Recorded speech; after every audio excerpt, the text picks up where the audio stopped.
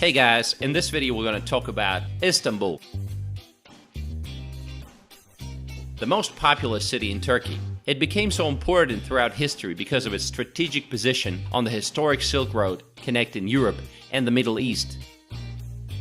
It has a long history that spans the rise and fall of the world's most famous empires. Because of its size, Istanbul extends into both Europe and Asia. While Ankara, another large city in Turkey, was chosen as the new Turkish capital after the Turkish War of Independence, Istanbul has maintained its prominence in geopolitical and cultural affairs. Today, the city's economy is responsible for 27% of Turkey's GDP.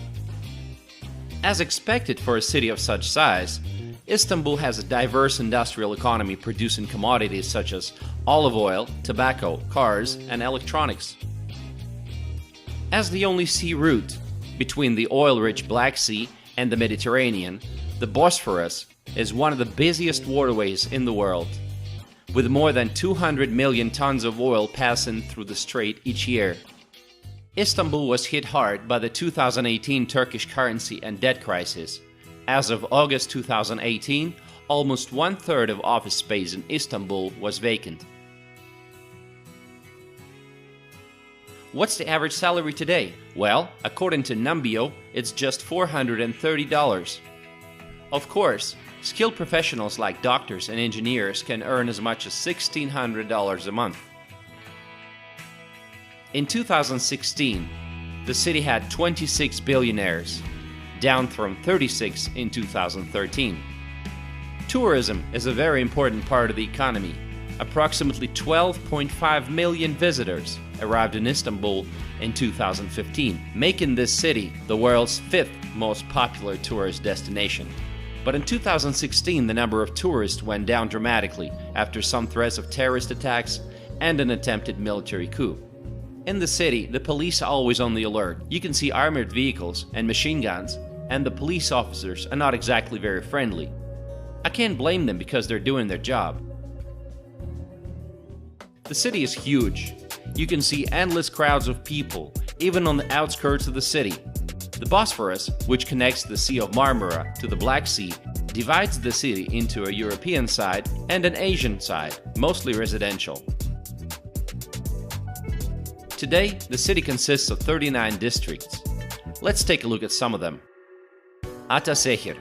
It's a modern suburban district located at the junction of two major motorways in the Asian part of the city, with mostly high-rise apartment blocks and a few skyscrapers. They're now developing 18,000 more skyscraper condominiums for 80,000 people with higher incomes. There are also headquarters and offices of companies here and facilities such as tennis courts, gyms, and movie theaters. For now, choices of public transportation here are very limited, and car is your best choice, though Metro Line is already on the way. Bahçelievler. It's a large middle-class residential suburb on the European side with more than 570 residents. There's a busy highway running through the district from the airport all the way to the Asian part, and the Metro Line M1. A lot of small parks and big shopping centers. The traffic gets pretty congested though, especially during rush hours. Bakırköy. Nice area, mostly inhabited by upper middle class population in the European part of town, not far from the historic center. The district is on the Marmara coastline. It's an important commercial area with lots of shopping centers, cafes, and restaurants. No wonder Turkish Airlines decided to have their headquarters here. Population is 221,000 people. Beyoğlu. It's a historic center of the city, separated from the old city by the Golden Horn. Beyoğlu has a number of historical sites. The largest square of Istanbul, Taksim Square, Galata Tower, and the main street, Istiklal Avenue. It's a 1.5-kilometer long street full of shops, cafes, cinemas, and art galleries. On the weekends, about 3 million people visit this area. The Fatih district. It corresponds to what, until the Ottoman conquest in 1453, was the whole city of Constantinople. Today, it's a predominantly working-class district, and that's the place where major sites are located. Süleymaniye Mosque, Sultan Ahmed Mosque or the Blue Mosque, Hagia Sophia, and also there is a number of very important architectural structures like the Valens Aqueduct across the Ataturk Boulevard and the new mosque that dominates the waterfront by the Galata Bridge. Istanbul has numerous shopping centers, from the modern to the historic, like the Grand Bazaar, which has been in operation since 1461, one of the world's oldest and largest covered markets. For many tourists, this is the real Istanbul, from the postcard pictures that they had in mind when coming here. Sicily. Located on the European side of the city, it's a very prestigious part of the town. Sicily's central location adds to its desirability. Today, most of the wealthy elite of central Sicily have moved further out of the city, and the large buildings on the grand avenues are occupied by offices, banks, and big shops. Europe's largest and the world's second largest shopping mall, Cevahir Istanbul, is situated here. Climate is hot, and it makes sense that at some point you just want to go swimming. But the beaches within the city are far and few in between, and the sea, unfortunately, in Istanbul is not very clean because there are so many commercial ships sailing in the Bosphorus and the Sea of Marmara. Istanbul residents themselves prefer to take their vacations in the resort city of Antalya, and that says a lot. Winters in Istanbul are not very comfortable. Temperatures range from 3 to 9 Celsius, and sometimes it snows. There are a lot of development projects going on in the city right now, residential blocks of any choice, from ultra-luxury to budget. The skyline of the central part is a combination of low-rise old buildings and new skyscrapers. In October 2018, a brand new airport will be opened. They claim it's going to be one of the biggest in the world, if not the biggest. And it will have a passenger turnover of 150 million passengers a year. Sounds pretty ambitious, right?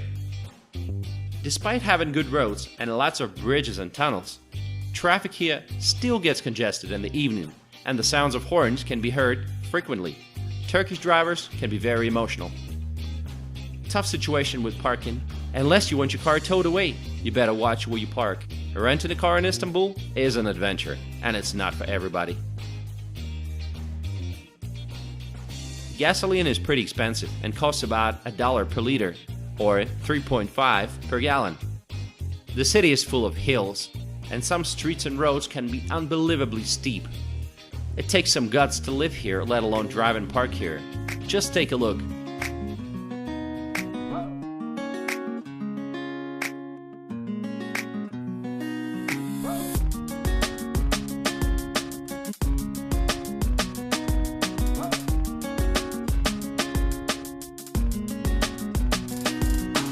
More than 90% of populations are Muslim.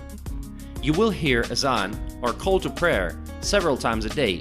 It lasts about 3 to 5 minutes, and you'll see some people go off to the mosque, but if you're a non-Muslim tourist, you don't need to do anything differently. Turkey's secular government outlawed the headscarf for civil servants in public universities in 1980, citing the need for the separation of state and religion. But in 2011, Turkey's government lifted the ban, and now you have some liberal neighborhoods and some conservative neighborhoods, where you will see more people walking covered. For the last 20 years, religion has been playing a more and more important role in the society. Turks don't seem to be friendly at first sight, but once you start the conversation, you'll see smiles on their faces, and they'll be more than happy to give you directions, and maybe even offer you a cup of tea. But honestly, not a lot of Turks speak good English, except for the young people. So a lot of times you will hear, "No English." Local public transportation system is a network of trams, cable cars, subway, buses, and ferries. Istanbul subway has 8 lines and 5 more are under construction. The fare is a little less than $1. But the subway lines will not help you all over the city, so you'll have to use buses. There are 500 bus routes that carry 2.2 million people every day. Some are transit buses or metro buses with designated lanes. There are trams as well, modern tram line and nostalgic route, Tunel Taksim. Istanbul's maritime transport runs through the Bosphorus, the Sea of Marmara, and the Prince Islands. Taxis in the city are hard to miss. They're all yellow. By the way, I've discovered that an Uber ride is always cheaper and more predictable price-wise. Istanbul is a paradise for shopaholics. In addition to large shopping centers, there are markets basically on every street. Istanbul is famous for its sophisticated and elaborately cooked dishes of the Ottoman cuisine. However, following the influx of immigrants from southeastern and eastern Turkey, which began in the 1960s, the foodscape of the city has drastically changed by the end of the century, with influences of Middle Eastern cuisine, such as kebab, taking an important place in the food scene. There are lots of street food stands that offer roasted chestnuts, fresh pomegranate juice, all kinds of kebab, and of course Turkish tea is an important part of Turkish cuisine. Istanbul is a huge modern metropolis balancing between east and west that is definitely worth visiting. And what do you guys think about Istanbul? Let me know in the comment section below. Thank you.